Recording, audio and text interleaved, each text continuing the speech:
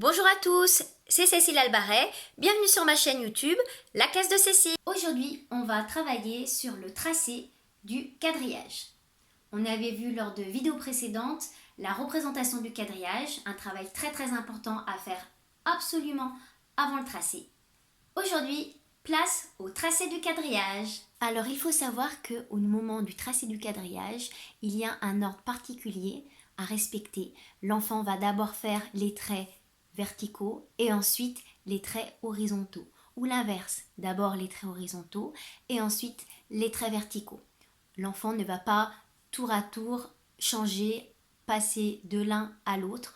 On essaie de rester logique et de faire les traits dans le bon sens et également respecter le motif. Donc pour que l'enfant puisse mettre du sens à la notion de quadrillage, et puis on veillera bien entendu à respecter le sens du tracé.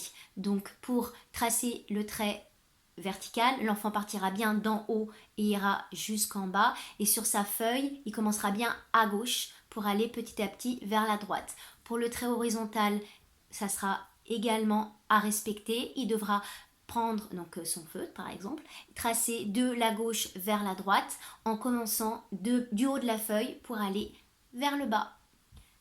Voyons ce que cela donne en pratique. Souriez, apprenez. C'est parti! Pour cette activité, vous allez avoir besoin d'une ardoise, de craie et puis par la suite d'une feuille ainsi que de feutre. Pour tracer le quadrillage, on commence en premier par les traits verticaux et ensuite on fera les traits horizontaux ou sinon dans l'autre sens. Mais en tout cas, il ne faut pas changer sans arrêt de tracé. Pour le tracé des traits verticaux, on commence tout à gauche de l'ardoise et d'en haut et on descend jusqu'en bas.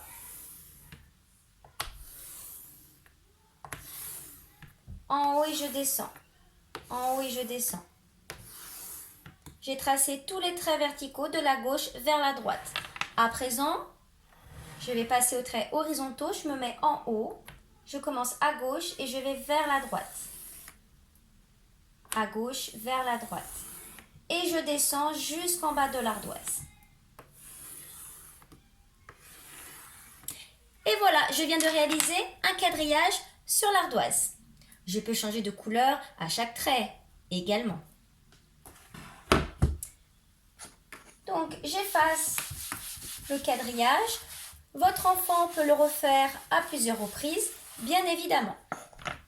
Vous pouvez également lui faire des petits points pour l'aider. Comme je l'avais montré lors de vidéos précédentes, des petits points pour le tracer, ça peut l'aider.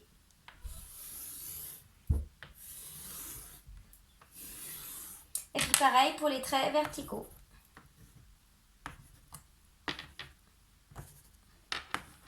Voilà, comme ça l'enfant ne se mélange pas au niveau des tracés.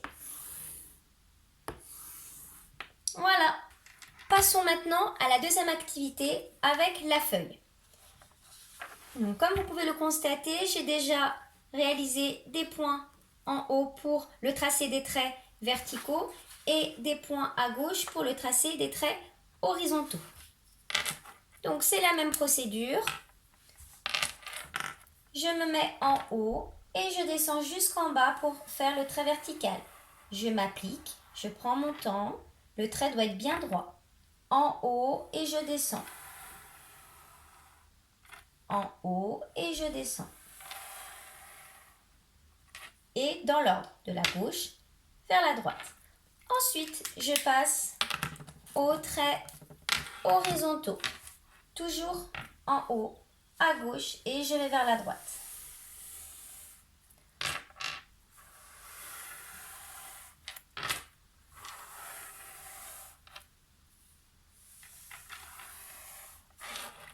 Et voilà, je viens de réaliser un quadrillage sur une feuille. Donc ça, c'est dans un premier temps. La feuille est plutôt grande. Les feutres que j'ai utilisés sont gros. Vous pouvez également le faire avec de la peinture, avec des pastels. Vous pouvez varier les différents outils.